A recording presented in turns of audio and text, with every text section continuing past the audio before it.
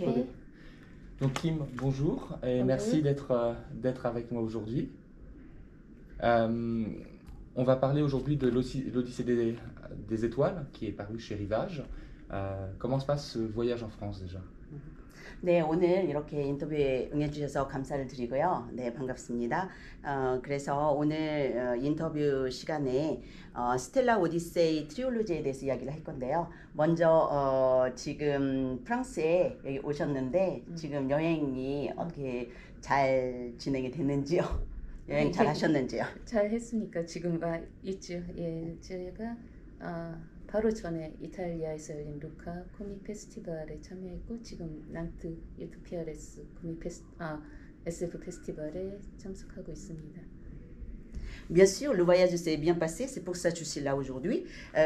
Donc avant de venir ici, j'ai participé au festival de Lucca, Festival international de comics à Lucca en Italie. C'est un festival SF. D'accord. Et donc l'Odyssée des étoiles est le premier roman de science-fiction sud-coréenne à être traduit en français. Ça vous fait quoi? 지금 이 작품 스텔라 오디세이 트리올로지는 프랑스에서 처음으로 사이언스 픽션 SF 소설로 번역된 책인데요. 어떻게 생각하시는지요? 예, 어떠신지요? 예, 몹시 영광스럽고 예, 줄베른과 센트주베리의 나라에 제 작품이 오게 된 것을 진심으로 기쁘게 생각합니다. Oui, je suis très honorée et en même temps, je suis très heureuse de voir mon livre a été traduit ici en France, un pays de Jules Verne et Saint-Exupéry. Et ce roman, en un seul volume en France, c'est finalement trois histoires, trois romans à l'origine, qui parlent de voyage, qui parlent d'amour, qui parlent d'espace. Est-ce que vous trouvez que cette unité est bien en un seul volume ou c'était mieux en trois? Ça, c'est pour l'éditeur. 네, 출판사에 관련된 또 이야기가 될 수도 있겠는데요.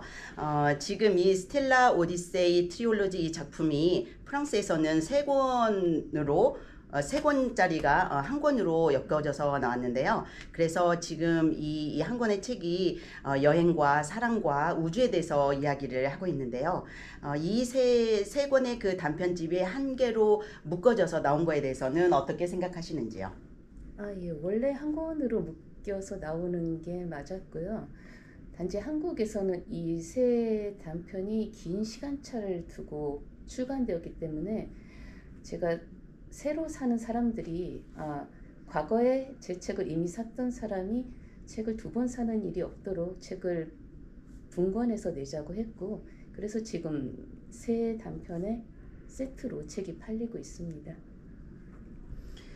Oui, c'est mieux d'avoir un volume de trois histoires. Mais comment ça s'est passé en Corée? Tout d'abord, c'est pour écrire trois volumes. J'ai mis du temps. Du coup, au fil du temps, j'ai publié les livres. On ne peut pas demander aux lecteurs d'acheter 12e livre, qu'ils ont déjà acheté un livre. Du coup, nous avons décidé de séparer les trois volumes. Mais maintenant, en Corée aussi, les lecteurs qui peuvent acheter un set de 3 volumes. D'accord. Et on a les deux premières histoires qui sont en miroir.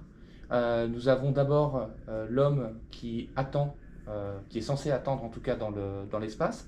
De l'autre côté, la femme qui doit rejoindre son futur mari. Comment vient cette idée? 지금 책을 보면은 어떤 거울과 같은 그런 역할을 하는 내용을 볼 수가 있는데요. 한 남자가 그 여자를 기다리는 그런 이제 이야기가 나오고 또 여자도 이제 남자를 찾아가는 이제 그런 이야기인데요. 어디에서 어떻게 이 이야기가 나오게 되었는지요? 한국에는 이제 작가의 말에 썼는데 제가 알고 있는 어떤 분이 애인에게 프로포즈를 하고 싶은데 그 프로포즈를 로맨스 소설을 낭독하는 것으로 하고 싶다.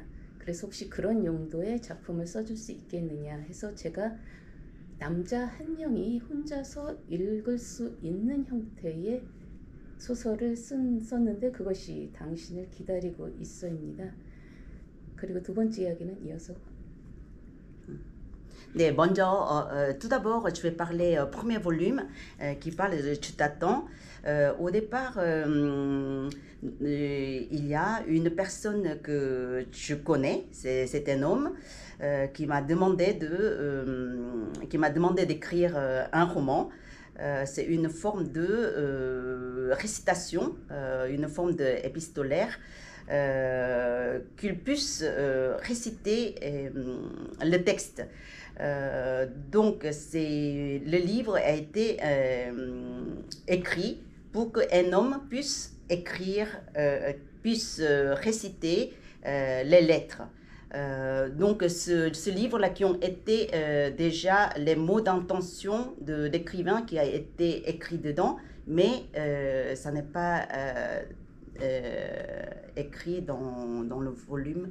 Je t'arrête, excuse-moi, Ouais. c'était une demande en mariage. D'accord. Un ami de l'auteur voulait faire une demande en mariage et Kim Bo-young a écrit ce texte pour qu'il puisse faire sa demande en mariage.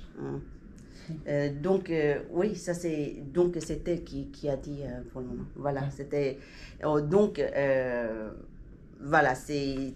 Lui, il voulait faire à sa bien-aimée de faire une déclaration d'amour. Et après, voilà, ça a été écrit comme ça. 첫 번째 이야기가 남자 혼자 여자에게 읽어주는 용도로 썼기 때문에 여자의 이야기가 전혀 나오지 않습니다. 그래서 제가 그 애인분께 당신의 이야기도 써주겠다고 약속을 했고 그래서 속편이 나오게 되었습니다. Donc, dans le premier partie, Tu t'attends, c'est un homme qui récite les lettres et on ne voit pas l'histoire d'une femme dedans. Donc, après avoir publié ce livre, j'ai dit à sa bien-aimée en disant que tu vas essayer d'écrire un livre concernant de vous, la femme. 사실 이게 첫 번째 출간된 책이고 그 남자분께서 독립 출판을 하셨던 책이죠. Donc au début, c'était vraiment ce livre, premier volume, Tu t'attends, était, ça c'est ce livre-là, 당신을 기다리고 있어, Tu t'attends, et c'était une personne, un homme que je connaissais, c'est lui qui a publié tout seul D'accord. ce livre-là. Et c'est vrai que la forme de lettre, c'est une forme qu'on voit peu en science-fiction de façon générale. Comment on arrive à expliquer les événements sans avoir la réponse? 그러니까 그 질문, 이게 답변이 없이 어떤 이벤트가 일어나는 거, 그런 거를 어떻게 작품에서 이렇게 표현을 하는지. 답변이 없이 이벤트가 네, 일어난다는 이번이가 게 일어난다는 어떤 그런. La réponse de la lettre. 그러니까 저기 편지를 쓰는데 거기에 대한 답변이 없이 네. 계속 어떤 이벤트가 네. 일어나는 거를 어떻게 좀 진행을 하면서 작품을 쓰셨는지요? 기본적으로 저는 이 첫 번째 소설을 쓸 때 여자분을 만나지 못했고 그렇기 때문에 말하자면 답변이 돌아오지 않고 여자를 만나지 못하는데도 사랑하는 이야기를 쓰게 되는데 그것이 이 작품을 특별하게 만들고 있다고 생각합니다. Donc, pour écrire le premier volume, je n'ai pas rencontré sa future épouse. Donc, même s'il n'y a pas, lui, il n'a pas eu la réponse, même s'il n'a pas rencontré sa future épouse, malgré tout, il attend. C'est une histoire d'amour. C'est pour ça, peut-être. Il y a un sens dans ce livre. 실제로 이 작품을 처음 영어로 번역하신 분은 국제 연애를 하고 계셨는데 작품을 보시고 자기의 상황하고 너무 비슷하다고 생각하셔서 우리가 만나지 못하는데도 사랑하는 그 마음을 전해준다고 생각하셔서 대가 없이 번역하셨고 그것이 런던 펜 공모전에 당선이 되어서 이 작품이 해외로 나가는 계기가 되었습니다. 사실 저는 상상도 못한 일이었죠. 그 당시에는. Donc, il y a une personne, une traductrice qui a lu mon livre. Je ne l'ai pas rencontrée, mais elle a traduit mon livre sans rémunération. Et après, grâce à son travail, j'ai obtenu le prix de Pen London. Donc, je n'ai jamais imaginé de ça. Donc, même si tu ne l'as pas rencontré, ce genre de choses est arrivé. Et le roman, c'est pas qu'une histoire d'amour, hein, parce qu'on est dans l'espace. Donc dans Je t'attends, il y a un problème technique. Dans Je viens vers toi, on a un sauvetage. Ça a permis de faire une vision sur l'avenir aussi de la planète. Qu'est-ce que vous vouliez montrer dans ce récit, dans ce futur? 지금 이제 첫 번에서도 보고 이제 그러면은 이게 사랑 이야기만이 아니라 어떤 우주에 관련된 그런 이야기도 같이 있는데요. 미래에 대해서 어떻게 보고 계시는지요, 앞으로? 미래에 대해서 제가 알 수 있는 건 아니고요. 네. 마지막 이야기가 제 초기 작품이고 제가 데뷔한 공모전에 냈던 작품입니다. 그때 저는 아마 소설을 쓰는 일을 할 수 없을 거라고 생각을 했어요. 그래서 이 소설이 마지막 소설이 되었으면 했고, 마지막 소설이라고 생각했을 때 우주의 끝과 세계의 끝이라는 이미지가 떠올랐어요. 그래서 그곳을 향해 가는 소년의 이야기를 썼던 것 같습니다. 이것이 우리 현실의 미래를 생각한 것은 아니죠. Donc c'est les derniers volumes, ce qui vont vers le futur. Quand j'ai écrit ce livre-là, j'ai pensé que ça sera le dernier roman. Tu vais arrêter d'écrire. Du coup, j'ai pensé la fin du monde, la fin de l'univers. Donc, il y a un garçon qui va vers ça. Donc, je n'ai pas pensé vraiment l'avenir de la réalité comme ça, mais voilà.